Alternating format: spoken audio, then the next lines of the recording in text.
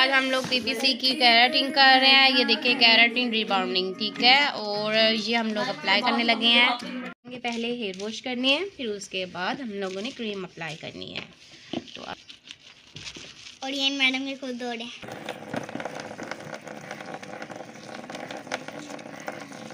थोड़ा नीचे तक लेके डाई वाले बाल धो रही और इसमें डाई वाले बाल हैं और कट डाउन वाले बाल हैं। तो हम लोगों ने इसको गीले गीले बालों पे अप्लाई करना है।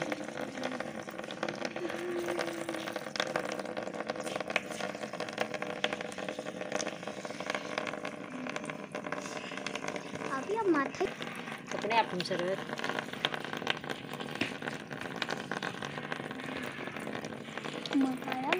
थोड़ा इधर उधर भी बालों पे अब हम लोग उसकी एप्लीकेशन कर रहे हैं।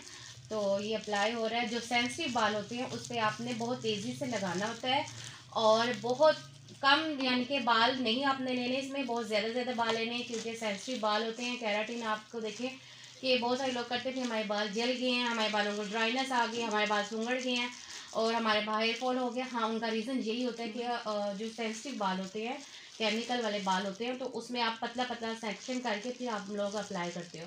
तो वो इस तरह नहीं करना होता। ये आप देखें कि सबा अभी ले रही है मेरा क्लाइंट के बालों को, तो वो सेक्शन में देखें कम बालों में और ज़्यादा बाल ले रही है और कम क्रीम लगा रही है।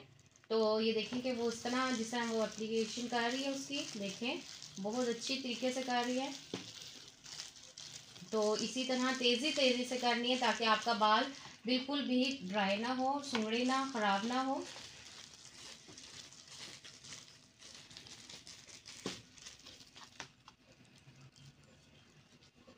और वो आपने हल्के हल्के, जैसे कि आपने हेयर वॉश किए थे, तो मैंने जैसे पीछे बताया था कि हेयर वॉश करने लाजमी होते हैं। हेयर वॉश करके फिर आपने उसको 10% आपने गीले रहने देना है बालों को। जब बालों को 10% आप गीला रहने देंगे और उसके ऊपर क्रीम अप्लाई करेंगे तो आपके बाल जलेंगे नहीं। क्योंकि अक्सर लोगों की कहते हैं कि बाल जल जाते हैं, ड्राइनेस वॉश होने के बाद आफ्टर वॉश हो सकता है तो उसमें बाल ख़राब होना शुरू हो जाते हैं। तो वो नहीं होंगे। तो आप इसका रिज़ल्ट देखिएगा, बहुत अच्छा रिज़ल्ट आएगा।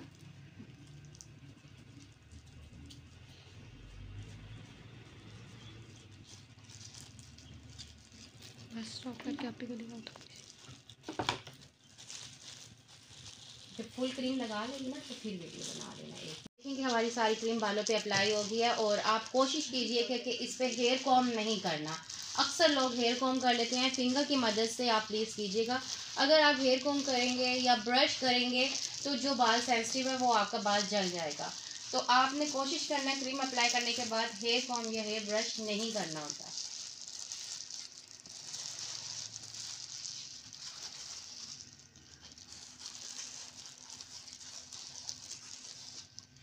बस इसी तरह सारे में आप लगा लें अच्छे से।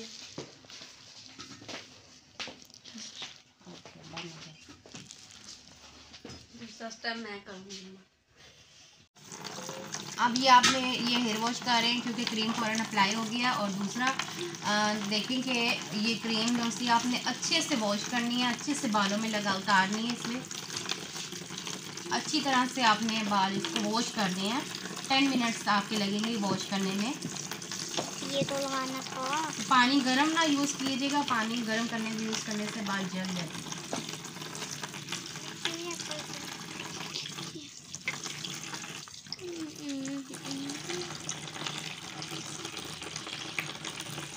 बस आप ही के साथ आएंगे।